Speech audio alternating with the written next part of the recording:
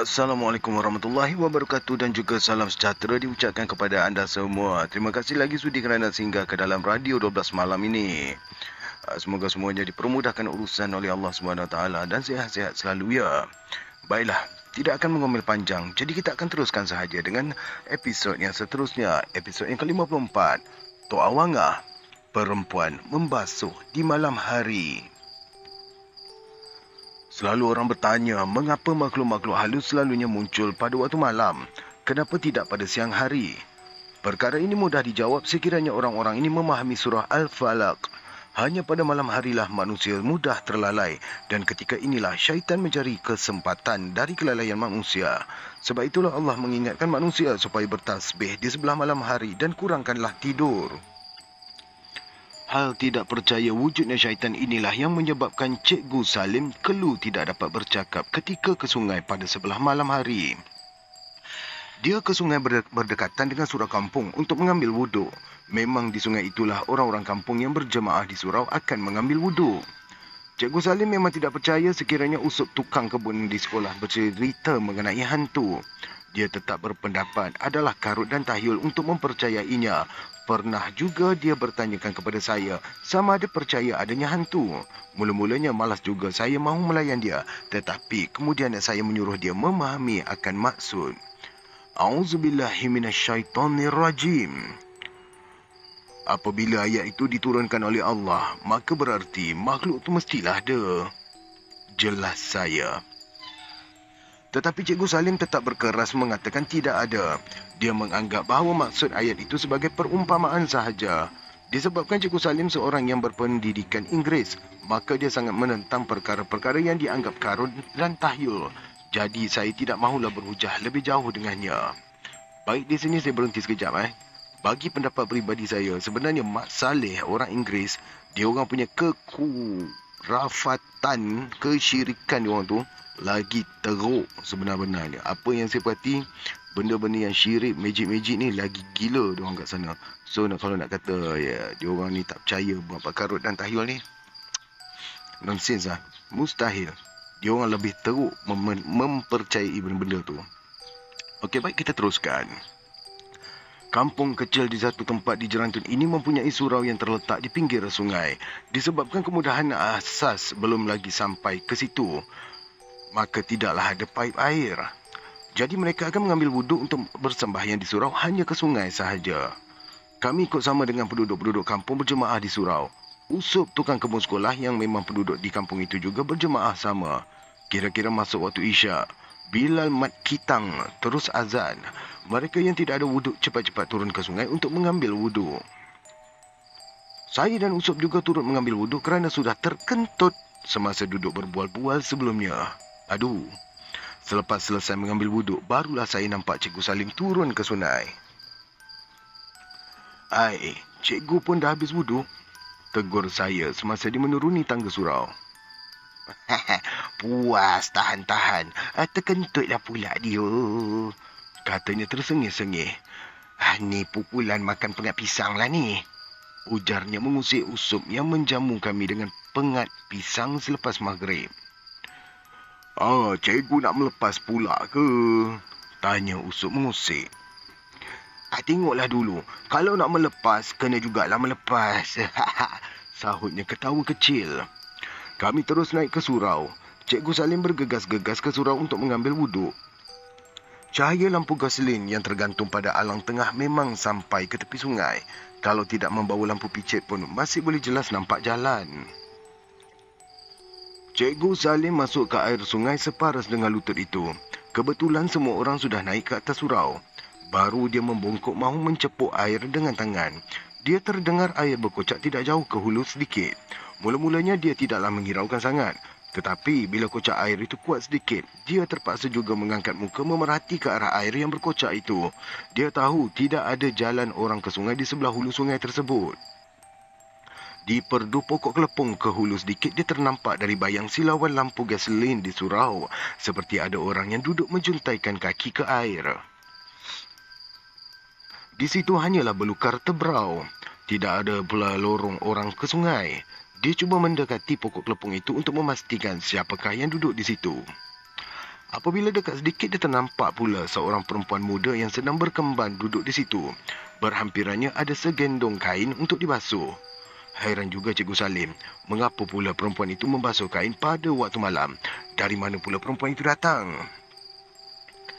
Kenapa pula yang awak membasuh kain pada malam hari ni? Tanya Cikgu Salim keheranan. Perempuan itu tidak menyahut. Dia menundukkan kepala sambil mengincah-incah kain ke air. Cikgu Salim nampak kesan darah pada kain yang dikincah-kincah itu kerana air yang mengalir ke hilir itu berwarna merah. Ini awak ni. Awak tak takut ke kalau seorang-seorang diri dekat situ? Tanyanya lagi sambil mara perlahan-lahan. Baru beberapa langkah di mara ke depan, tiba-tiba perempuan yang duduk di perdu pokok kelepong itu melayang ke atas. Sekelip mata saja dia hilang di tengah rimbunan daun pokok kelepong itu.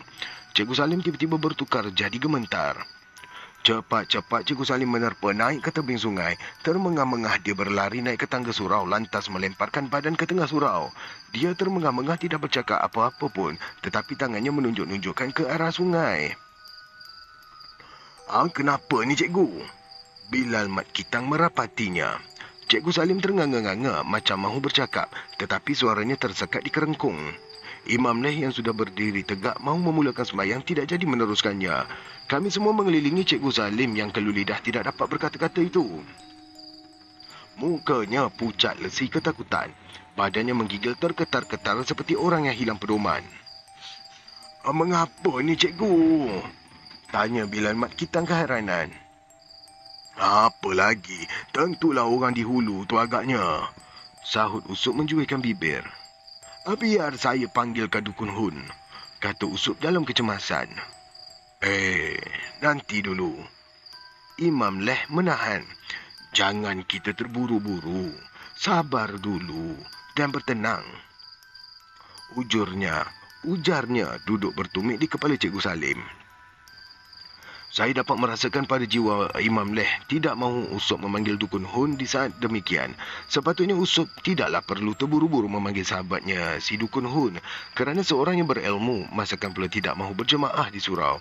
Mungkin dia boleh menunaikan solat di rumah saja, tetapi orang yang berilmu tidak akan memencilkan diri dari orang ramai. Kerana itulah Imam Leh tidak mahu memanggil Dukun Hun datang ke surau itu ketika menghadapi saat cemas seperti ini. Kalau di rumah masing-masing, mungkinlah Imam Leh tidak akan menegah sesiapa pun mahu memanggil Dukun Hun. Sikap Imam Leh ini menghairankan Usop sendiri. Selama ini orang-orang kampung memanggil Dukun Hun kalau keluarga mereka menghadapi masalah dengan seperti Cikgu Salim sekarang. Takkanlah kita nak biarkan Cikgu Salim macam ni. Usop masih mendesak supaya segera dipanggilkan Dukun Hun. Janganlah cepat hilang punca, ujar Imam Leh berkeras tidak mahu dipanggil Dukun Hun. Cuba bertenang dulu dan sabar. Kalau sudah terpaksa, barulah kita jemput Dukun Hun tu.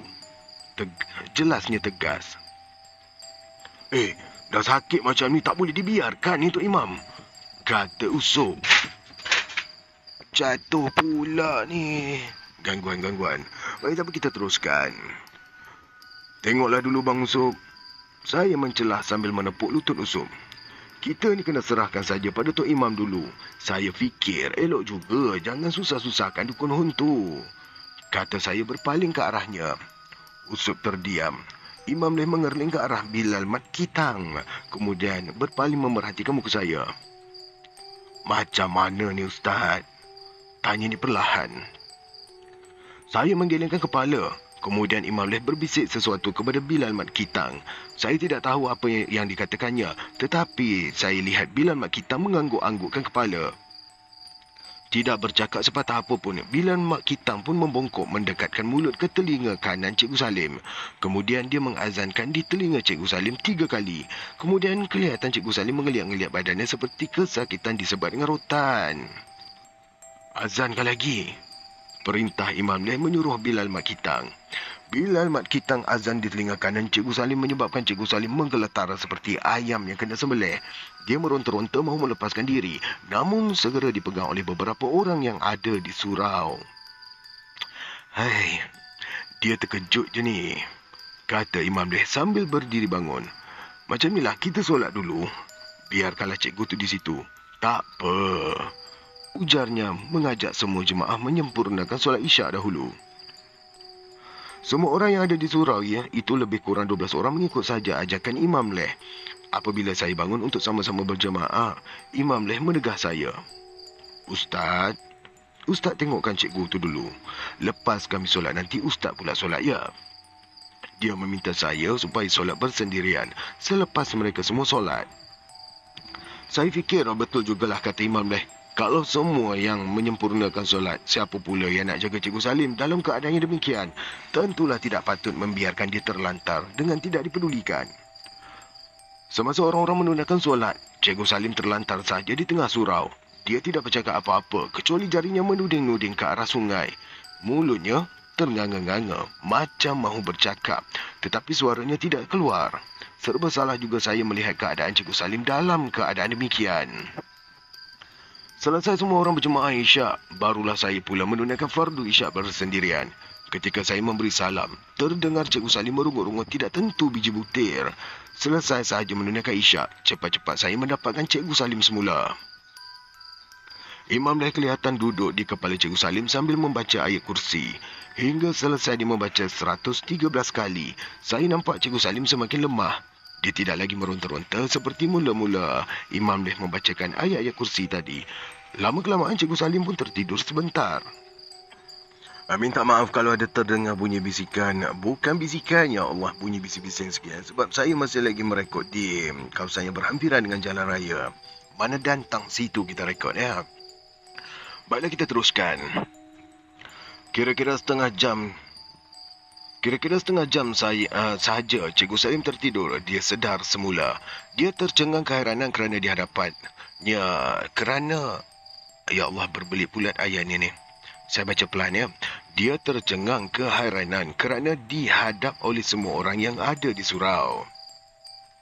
Apa halnya ni? Tanyanya lemah. Tak ada apa-apalah cikgu, sahut Imam Leh. Balik ni nanti, cikgu tidur sajalah ya. Berehat je, jangan banyak fikir lagi, katanya mengingatkan. Peristiwa ke atas dirinya pada malam itu menyadarkan Cikgu Salim mengenai kejadian dari Allah Subhanahu Wa Taala. Dia sendiri yang menceritakan kepada Imam Leh apa yang dilihatnya ketika mahu mengambil wudu. Inilah pertama kali dia menghadapi keadaan yang mengganggunya itu. Dari Usop, tukang kebun, saya dapat ceritanya mengenai apa yang dilihat oleh Cikgu Salim itu. Kata Usop, baru beberapa tahun sahaja jelmaan perempuan membasuh kain di perdu pokok kelepung dilihat oleh orang-orang kampung. Mula-mulanya ramai juga yang tidak percaya, tetapi sudah beberapa orang ternampak jelmaan tersebut. Menurut cerita Usop, di perdu pokok kelepung itulah tempat Milah yang gadis baru berumur 16 tahun selalu membasuh kain. Milah adalah seorang gadis pingitan yang cantik ketika itu. Kejadian ini berlaku tidak sampai 50 tahun yang dahulu. Biasanya kira-kira pukul 10 pagi, Milah akan datang ke situ untuk membasuh. Kadang-kala dia membantu emaknya ke sawah terlebih dahulu di sebelah pagi. Tetapi dia akan cepat-cepat balik dan berhenti membasuh kain dahulu di perdu pokok kelepung itu. Di perdu pokok kelepung itu senang meletakkan papan membasuh dan dia boleh menghempaskan kain ke papan tersebut. Lajak anak Oh, bukannya melajak ni. Baik, saya ulang balik. Lajak ni adalah nama ya.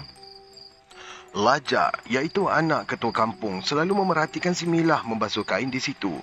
Lajak pun masih lagi teruna, berumur 20 tahun. Keinginan Lajak untuk mendampingi Milah rupanya tidaklah bertepuk sebelah tangan.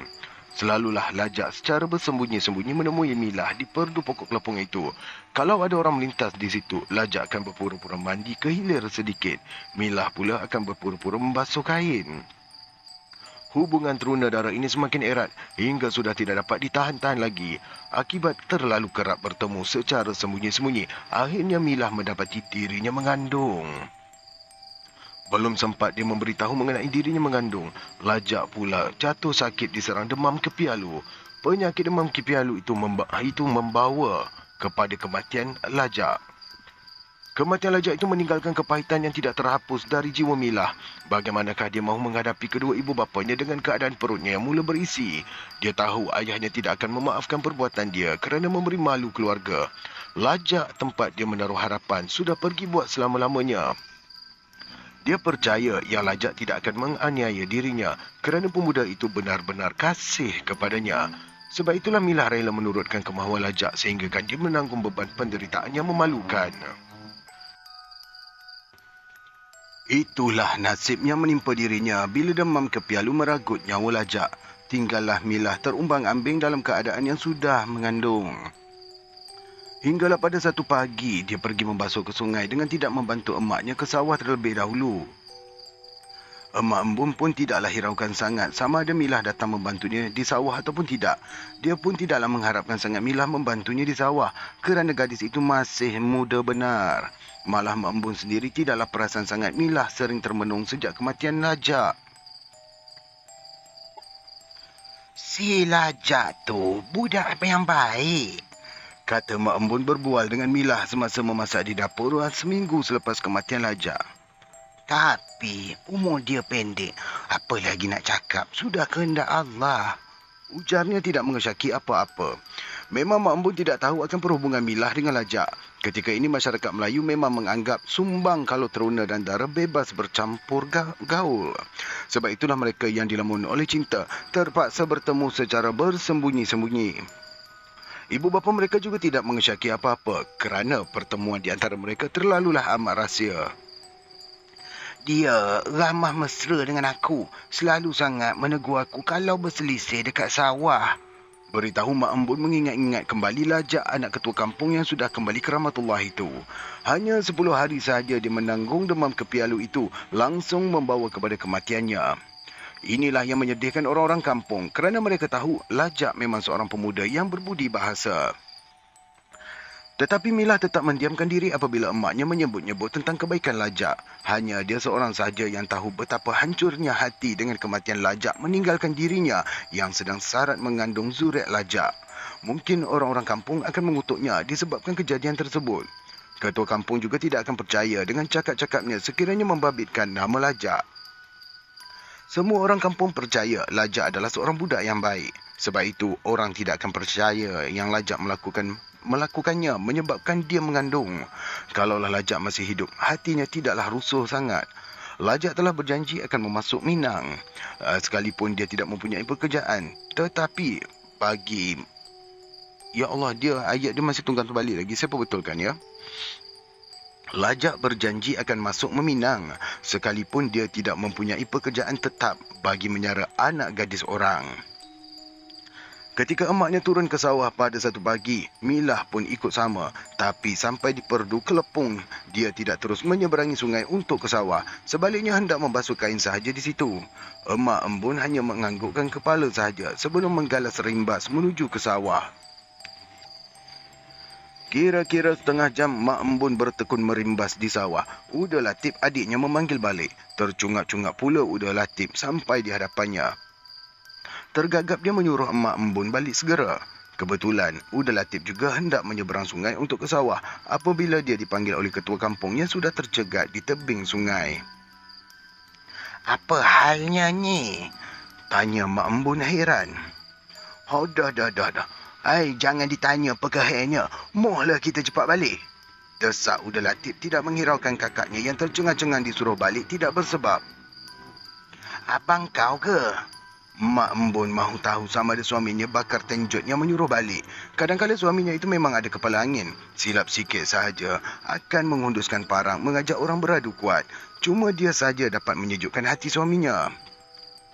Bakar Tenjot akan jadi bacul kalau Mak Embun sudah menjerit-jerit sampai menyingkap-nyingkap kain di tengah orang ramai. Sebab itulah Bakar Tenjot mengalah. Dia tidak akan berkeras lagi mengajak sesiapa pun beradu tenaga kalau Mak Embun sudah menjerit-jerit menyingkap kain.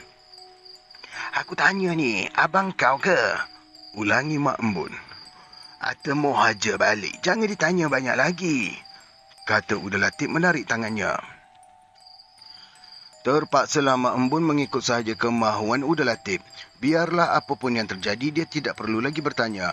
Dia sendiri mahu melihat apakah sebabnya bersungguh-sungguh sangat Uda Latif menyuruh dia balik. Ketika sampai di tebing sungai untuk balik ke seberang kampung, didapatinya orang-orang kampung ramai di tebing sungai bersebelahannya. Suaminya Bakar Tenjot duduk di atas tebing dengan wajah yang sugul. Barulah disedari oleh Mak Embun. Orang ramai berkemerum. Allah. Maaf dia, saya ulang lagi sekali ya. Barulah disedari oleh Mak Embun, orang ramai berkerumun di situ mengelilingi anaknya Mila. Cepat-cepat Mak Embun menerpa ke arah Mila. Dia meraung sekuat-kuat hatinya melihat Mila terbujur di pangkuan isteri Uda Latif dengan lidahnya terjelir. Sempat juga dia mengerling pada kain selimut yang tergantung pada dahan pokok kelepung berbuai-buai ditiup angin. Aku jumpa dia dah tergantung di situ. Jibah, isteri Uda Latif memberitahu sambil memujuk Mak Embun supaya bertenang. Pak Tua Akub, ketua kampung menyuruh Uda Latif dan beberapa orang lagi mengusung jenazah Mila balik ke rumah. Itulah kisah Milah membunuh diri dengan bergantung diri di pokok kelepung tepi sungai yang diceritakan oleh Usop, tukang kebun. Kejadian yang menimpa nasib keluarga Bakar Tenjut ini diketahui juga puncanya. Pak Tua Akub sendiri menerangkan kepada Bakar Tenjut mengenai Milah yang sudah mengandung 2 bulan itu. Sebelum meninggal dunia, Lajak sempat memberitahu ayahnya mengenai pengaduan Milah tentang dirinya yang sudah 2 bulan tidak datang kotor. Lajak meminta ayahnya menyelamatkan Milah. Tetapi niat suci Lajak itu tidak terkabul kerana dia telah meninggal dunia terlebih dahulu. Sementara Milah pula yang terasa dirinya terumbang-ambing mengambil keputusan yang dikutuk oleh Islam itu. Semuanya sudah terjadi kerana mengikutkan gelora nafsu muda. Walaupun niat di hati baik, tetapi Allah menentukan segalanya. Ini tauladan pada anak-anak muda. Keluh saya setelah mendengar penerangan Usop. Kematian tidak akan bertangguh. Kita akan menerima akibatnya kalau ajal sampai sebelum noda yang kita lakukan belum dapat dibersihkan. Kata saya mengenang kembali peristiwa Lajak dan Milah ini.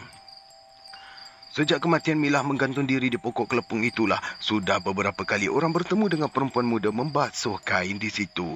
Kadangkala terdengar ada orang yang menangis teresak-esak menyayukan. Hal inilah yang ditemui oleh Cikgu Salim yang tidak percaya perkara-perkara demikian. Bagaimana semua hal demikian terjadi, sukarlah bagi kita untuk menjawab kerana Allah sendiri mengingatkan kita. Apa yang terlihat oleh beberapa orang kampung mengenai jelmaan perempuan di tepi sungai pada perdu pokok kelepung itu mungkin sebahagian dari pengertian tersebut. Wallahualam. Hanya Cikgu Salim selepas kejadian pada malam ini masih seperti orang hilang semangat. Dia sering termenung di jendela di bilik rumahnya. Kadang-kala menangis teresak-esak tidak bersebab.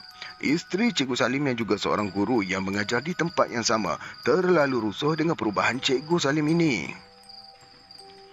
Cikgu ni kena panggil dukun Han juga ni.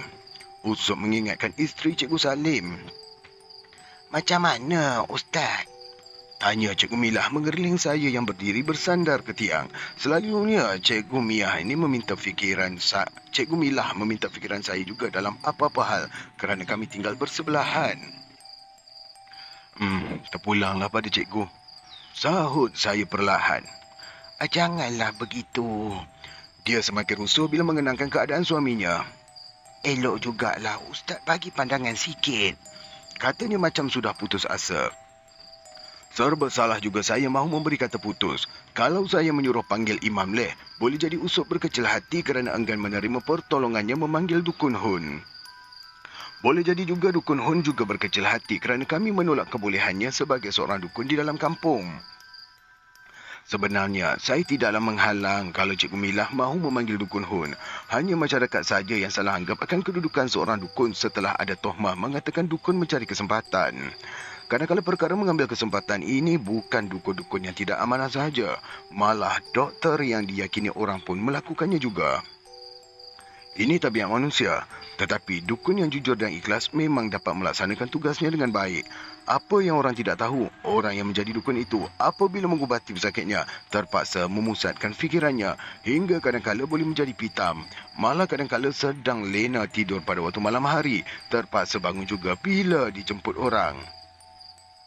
Bagaimanapun anggapan rendah terhadap dukun ini dibuat semata-mata setelah datangnya rawatan moden yang diperkenalkan oleh penjajah. Sebenarnya cara mana perubatan dibuat adalah bertujuan baik belaka.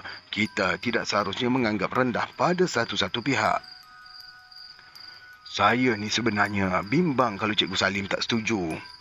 Ujar saya mengingatkan Cikgu Milah kerana selama ini Cikgu Salim bukanlah percaya sangat dengan dengan perubatan cara dukun ini. Dia yang sakit, dia apa tahu? Cikgu Milah mendengus. Kalau macam tu, eloklah panggilkan. Beritahu saya. Semasa Dukun Hun sampai dijemput oleh Usop, saya baru mahu melelapkan mata selepas makan tengah hari. Cepat-cepat pula isteri saya menyuruh saya bangun kerana Cikgu Milah juga tidak tahu apa yang harus dibuat. Apabila Dukun Hun terpandangan saya, dia bangun mendapatkan saya. Cepat-cepat dia memeluk leher saya. Heran juga saya mengapa Dukun Hun melakukan demikian kepada saya. Sebenarnya, saya memanglah baru di situ. Hanya baru penggal pertama persekolahan saja setelah ditukarkan di kampung pendalaman ini. Saya ni maaf, saya ulang balik ya. Saya ustaz sudah mengajar di sini. Maaf. Sekejap. Macam tak kena dialog ni. Baik. Saya, ustaz, sudah mengajar di sini. Bisiknya membayangkan kegembiraan. Memang saya berhajat juga nak jumpa ustaz. Tapi masa yang tak mengizinkan. Katanya melepaskan saya dari pelukannya. Saya dengar juga nama Pak Cik, tapi baru hari ni dapat jumpa. Sahut saya. Buat apa susah-susah panggil saya? Ustaz ni pun ada. Dukun Hun duduk semula sambil mengerling kepada Cikgu Mia. Heran juga Cikgu Mia mendengar kata-kata Dukun Hun itu. Ustaz ni, dia lagi tahu dari saya lah cikgu. Ujar Dukun Hun. Rupa-rupanya Dukun Hun ini pernah berguru dengan Tok Haji, iaitu datuk saya. Tok Haji memberitahunya mengenai diri saya yang sudah ditukarkan ke situ. Tetapi dia masih segan mahu mencari saya, kalau tidak ada sebab-sebab tertentu. Orang kampung memang begitu. Mereka cepat merasa rendah diri mahu berjumpa dengan orang-orang yang bekerja dengan kerajaan. Tolonglah tengokkan Cikgu Salim ni, Pak Cik. Saya menepuk pahanya. Silalah Ustaz. Dia menyuruh saya pula. Orang berhajat dengan Pak Cik. Silalah Pak Cik mulakan. Ujar saya tersengih-sengih. Dukun Hun tersenyum. Dia tidak dapat berdalih lagi. Mahu tidak mahu dia menginsut ke depan sedikit merapati Cikgu Salim. Semasa Cikgu Miah bertanya pada Usop sama ada memerlukan tempat membakar kemenyan, Usop memberitahu yang Dukun Hun tidak pernah menggunakan kemenyan. Saya hanya tersenyum dengan penjelasan Usop itu. Terima kasih kerana sudi mendengar dari mula sampai habis. Minta maaf kalau ada terbanyak sedikit gagap kerana dialog dan juga typing di sini ada perbezaan di mana saya perlu cuba untuk sesuaikan ya. Jadi jangan lupa untuk bertemu lagi kita dalam next episode. Episod yang ke-55 yang bertajuk Perempuan Tergantung di Pokok Kelepung. Terima kasih dan Assalamualaikum.